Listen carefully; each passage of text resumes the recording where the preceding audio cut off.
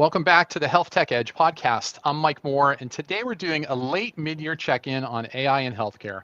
A lot has happened in the first half of the year, from new pilots to measurable results. Joining me is Raheel Retiwalla, Chief Strategy Officer at Productive Edge. Raheel's been working closely with healthcare leaders across the country and has built more than 50 AI accelerators, practical, ready-to-use solutions that show exactly how specific workflows can be improved. Leaders love them because they get to see their potential future when AI reshapes their daily work. And since this is a video episode, Raheel will even show a few of the accelerators on screen so you can see what we mean in action. Raheel, great to have you back. Hey, Mike. Good to check in again. All right. So yeah, we've been trying to do this as a mid-year check-in, and just the summer was busy, which is good. But we're a little late, but I think this will give healthcare leaders a understanding of kind of where the market is at, what we're seeing with healthcare leading organizations, and then also kind of where we can go from here. So that's, I think, an exciting opportunity. So let's start with that. What's the mood? If you talk about, some of the conversations you're having with healthcare leaders, what's the mood out there right now as it relates to AI, and maybe kind of thinking about that both from the payer and the provider lens, since I know you speak with both types of organizations. Yeah, I would say that of course, it wouldn't be a surprise if I said just everybody is seeing, hearing, evaluating, discussing something relating AI, and in general, it's a great momentum for a wide variety of reasons. But I think if you kind of strip the excitement and innovation speed back and kind of look at what's driving actual implementations and actual use, it comes down to a few core things. Like one is, do we understand the operational workflow and how we like to think about it as the rewiring of that workflow? What is that going to look like from a end-to-end workflow perspective? Are we focused on the entire workflow? Are we focused on a specific task in the workflow? And based on that, what is the business impact and therefore the ROI that this particular solution might give us? That's a conversation and understanding that is front and center. The second one is just sifting through a lot of point solutions that are in many ways a good thing, solving very specific problems. And there's a lot of innovation happening right now, targeted at these specific things. But that poses a challenge for leaders, which is they're seeing a new solution every single day, and just become unsure of where things are headed, what the innovation pipeline would look like, what betting on one thing versus the other means. So that's something that is happening. The third, I would say, is just a broader focus on, and a deeper focus on, responsible AI. So it's the more point solutions that you consider, the more the responsibility is there for you to understand what the AI is doing, make sure that everything that you're implementing and investing in is auditable, is observable, and has a way for you to be able to understand and be able to react to various situations. So how do you do that when your strategy might be to invest in multiple point solutions, which individually are maybe significant impact on certain tasks or workflows, but add to the enterprise need for more deeper level of governance. So that's a conversation. And then largely are connected to all of that is a broader AI strategy. Like, okay, so there's a lot happening, and individual operational leaders, whether in provider side or on payer side, are evaluating ways to improve their operations. IT is essentially involved in that conversation, but then has to step back and kind of look at the landscape and say, what does a unified AI strategy look like? How does that feed into our, especially if you don't really have a full-blown implemented, modernized data environment? What does that strategy look like today versus when we start to get there? So trying to play that roadmap out and make sure that there's a method to make to that madness is something that's on top of, I think, IT organizations' minds. So I would say those are the real key areas, Mike, that are emerging in conversations, as at least ones that we've been involved in. Yeah, and I think that's good to consider, right? It's that everything is AI, right? Every application, every vendor, everybody's got AI. But I know one thing that you talk about with customers is, AI isn't just one thing, right? Obviously, it's there's different functions it can perform. There's AI, there's AI agents. There's a lot of talk around this.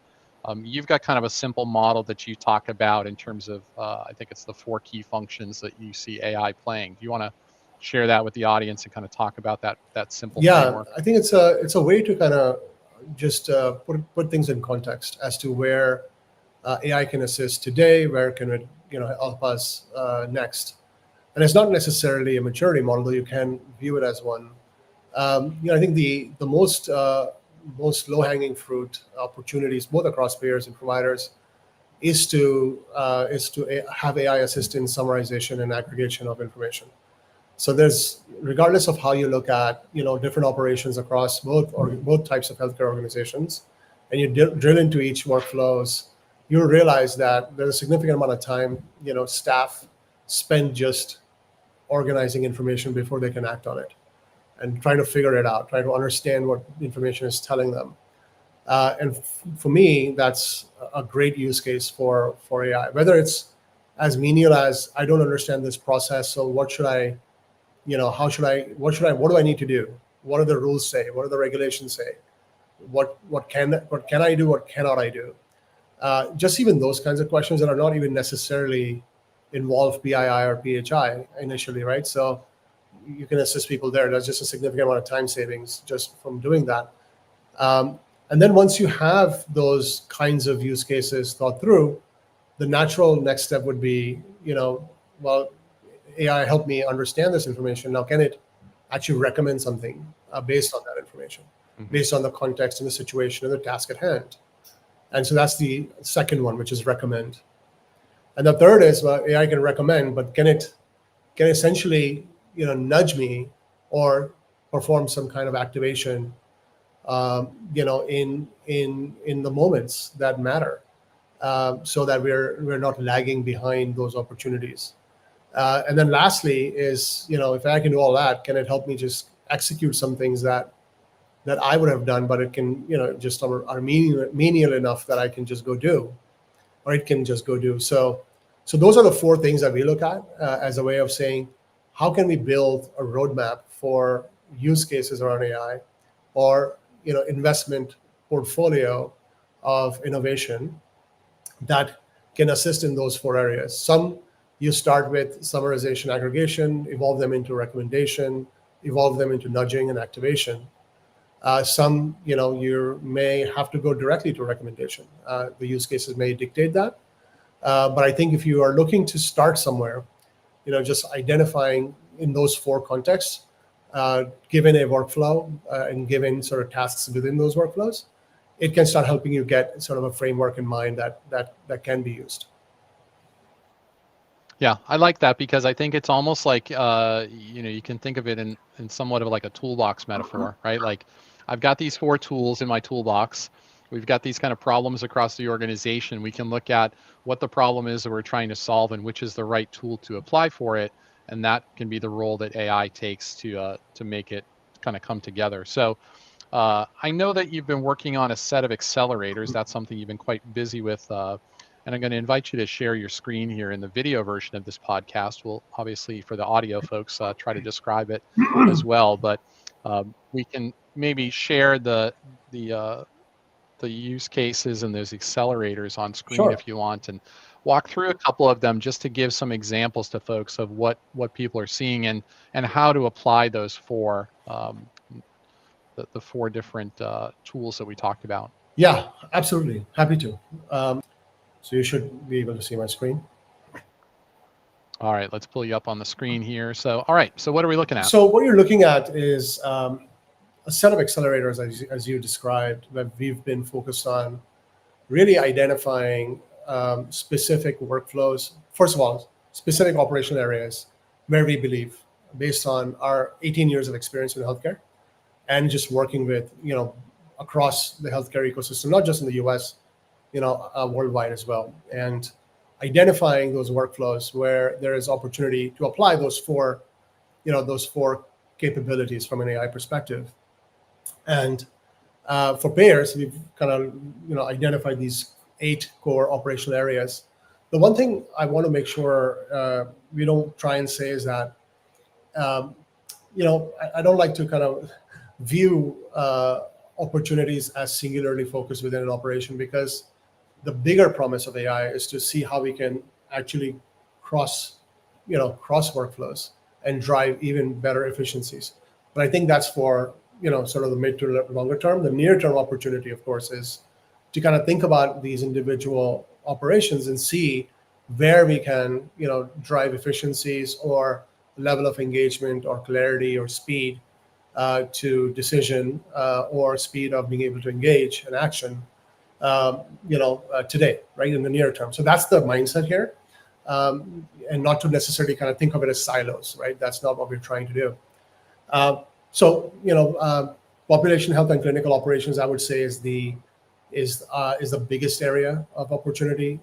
We think, whether it's from a perspective of utilization management, care management, and things like service plan creation, things like just care coordination, a lot of complex manual opportunities to kind of not be as efficient. That's where we can apply that. I'll give you a couple of examples. Duals integration, organizations that actually have a duals contracts.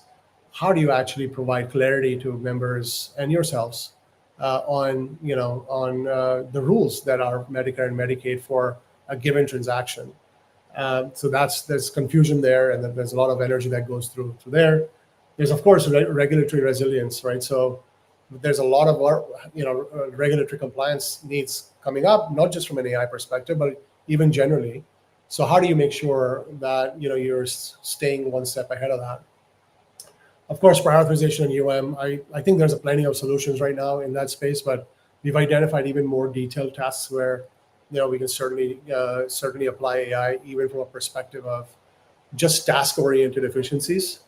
There's value-based payment and quality, of course, from a payer perspective, where there's contracts you manage with so many providers, and how do you kind of ensure that you're getting the most out of those contracts?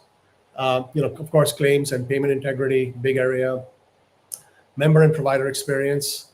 Even though a lot of you may see here is kind of back office focused, and largely because there's just so much there from a efficiency gains perspective.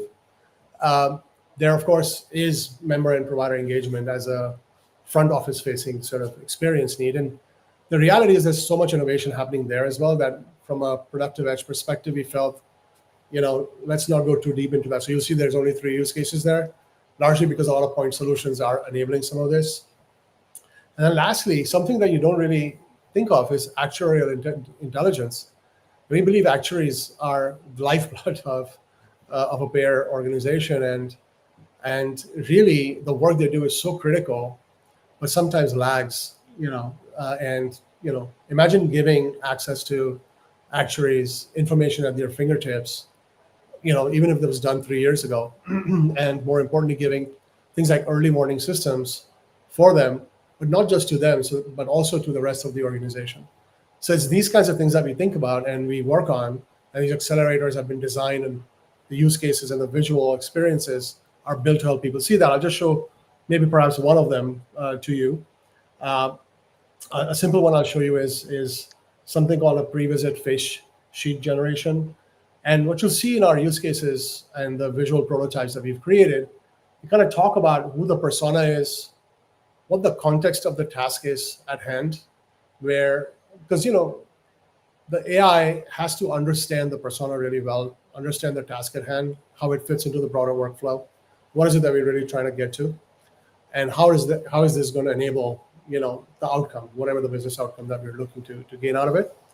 But then also, AI actually can have multiple forms. So it can come in the form of assistance in a chatbot or a co-pilot. It can come in as a background process. It can come in form of an email alert. It can be a ribbon that assists people with existing applications that are complex. So there's many forms that, it's ubiquitous in many sense and omnipresent in that sense.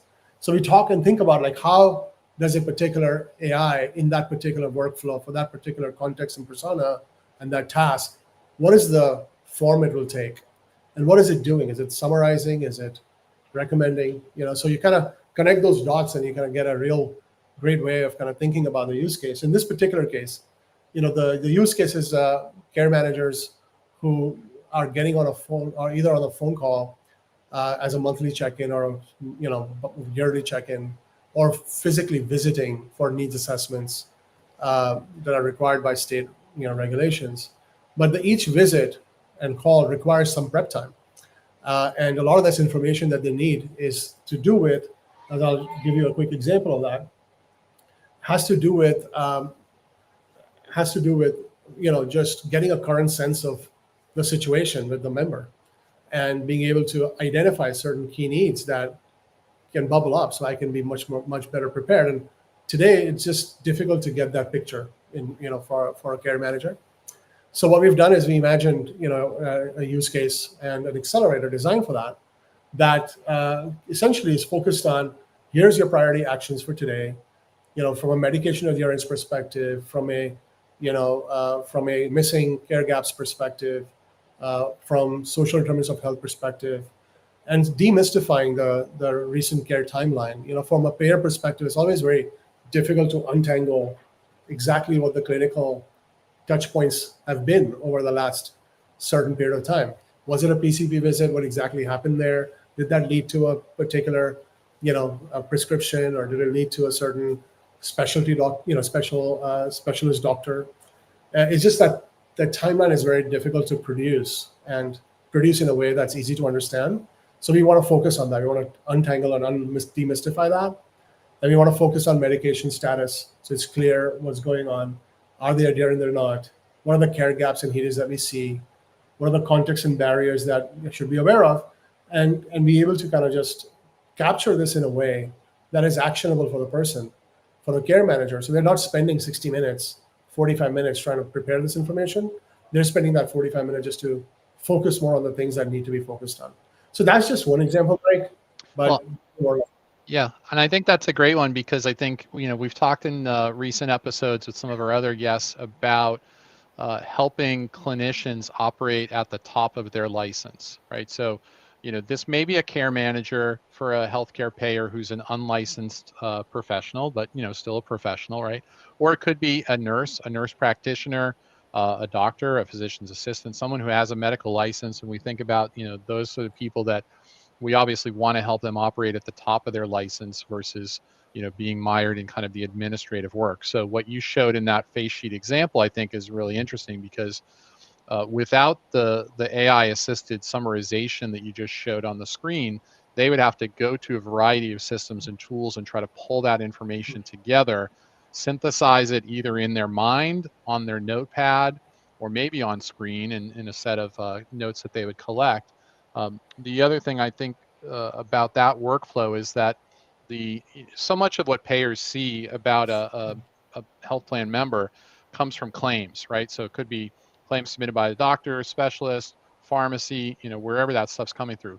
Synthesizing that into a human view of who is this person, what is their life like, what are the things that they're dealing with, pulling in social determinants of health and some of those other data elements, and really trying to tell the story.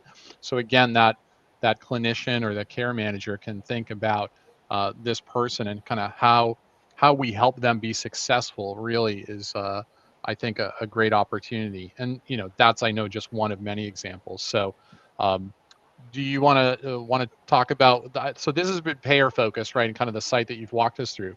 Do you want to show us on kind of the provider side some of the things that you're thinking about and have put together? Absolutely. But before I talk about I'll show you something about providers. I think it's important to understand the provider landscape right now, right? So I think from a provider perspective, the challenges obviously are very different. But the way the providers are going about, adopting AI is a little different from the payer side. for a couple of reasons. I think there is a lot more innovation around AI specific on point solutions in the provider space. There's, of course, the EHR, which is central sort of innovation hub, depending on your vendor and how fast they're innovating.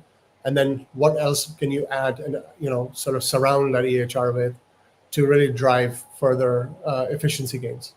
And some of the things we think about are essentially that many I know for a fact are thinking about and are already doing something about things like coding accuracy or just better charge capture capability, detecting missing or misaligned documentations in real time, just optimizing DRG and reimbursement, for example, preventing denial claims, and identifying those risks before submissions, looking at contracts and underperformance of contracts on the provider side, of course, as well, by constantly monitoring payer terms and and value-based incentives, compliance on pricing transparency and things like documentation standards and audit readiness. There are a lot of solutions that are kind of coming up for that, and it's a very interesting space because as providers, you're kind of trying to figure out where's the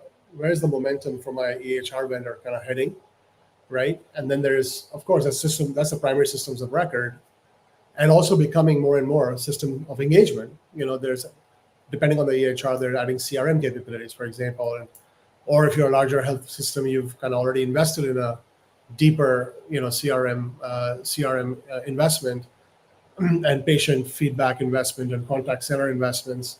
So how all that plays together, and how do you kind of think about those point solutions? So the blanket statement for me, at least on provider side, is there's a lot of kind of connecting the dots and kind of thinking through the near midterm to long term where things are headed, and then kind of using that as a way to decide what is my near term strategy going to be. But said that, for us, and I'll just switch to the provider side of things, we've looking at the landscape of innovation in the provider space or AI, whether it's scheduling, nurse scheduling, whether it's shift insights, whether it's patient flow, whether it's contact center efficiency. Like, there's a lot happening there, right? So one of the areas that we feel there is still, there's still things that AI can assist in, and we're calling it really financial resilience, enabling like sort of that level of financial resilience.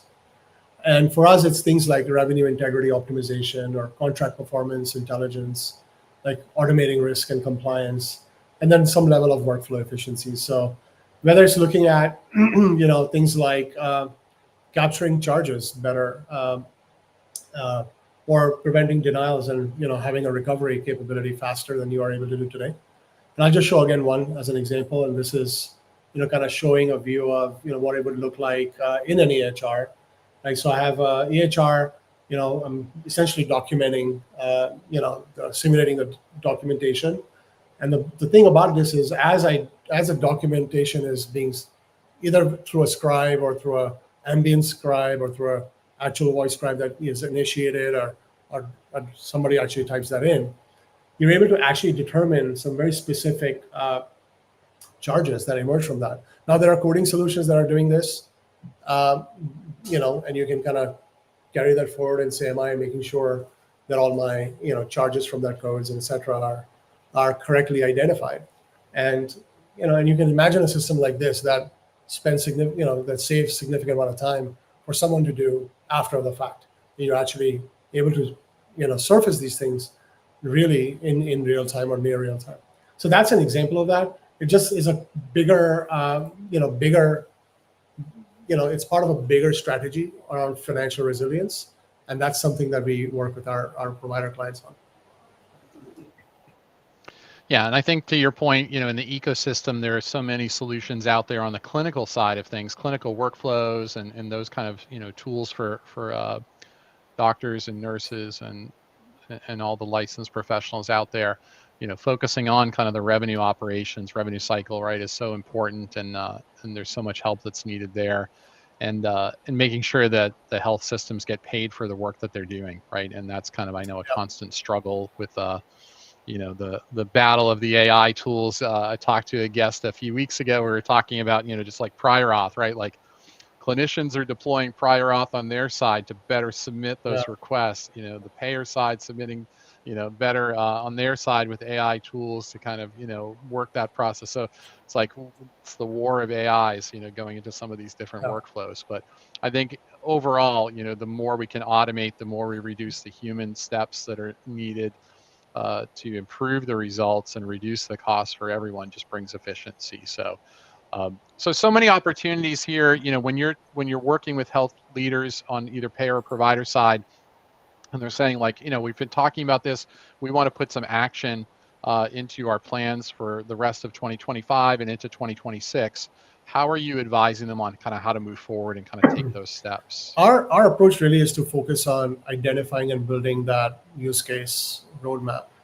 um, I think that's where the rubber meets the road. And essentially, you're engaging, operations teams. You're looking at cross organization opportunities. You're bringing teams together because none of these workflows are so individual, by the way, that everything just works in a silo. So you bring cross function teams together, uh, and then you essentially identify where those low hanging fruit opportunities, use cases are in the near term. You identify what the ROI and the business impact is. You get that validated if you're in payer side with, you're from an actuarial perspective and your financial team's perspective, like what, do we actually believe, things like, the ROI that we're thinking about, how it's going to feed into your financial models. So you have to really do that work. You can't just say, I'm going to save 20 minutes here. But when it comes to things like even the face sheet generation, for example, what's the real impact of that face sheet? If I'm able to predict and provide needs that weren't clear before, how does that improve? For the clinical side of things, and opportunities there, not just the efficiency on the from a staff perspective, right? So how do you really understand that and then use that to drive a prioritization of the roadmap? Then there's, of course, on the technology side, perhaps limitations or challenges in terms of what I can do today versus what I can do, based on some other transformation work that may be happening in the organization. So kind of figuring that part out and making sure that you look at not just business impact, but also feasibility as the other major sort of vector. And then you use that quadrant-based concept to say, okay, what's in the highly feasible right now and what is highly impactful, and then you kind of build a roadmap starting from there. So that's one of the things we're doing with a lot of our clients.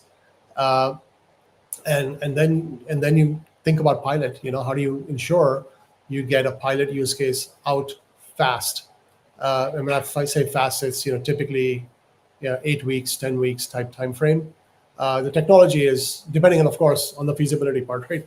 Are we able to do that, right? But assuming you have the technology landscape enough that we can actually build something, typically it's in the 8 to 10 week range, and you work very closely with the pilot team. You work very closely to get feedback.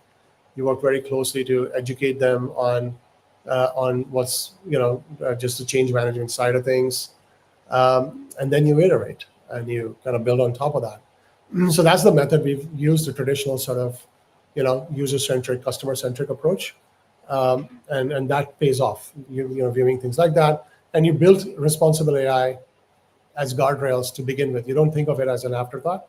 You just do it primarily. So another thing you do with use cases, by the way, is not just business impact feasibility, but also risk and compliance, right? So, and governance. So you say, okay, what is the risk profile of this use case?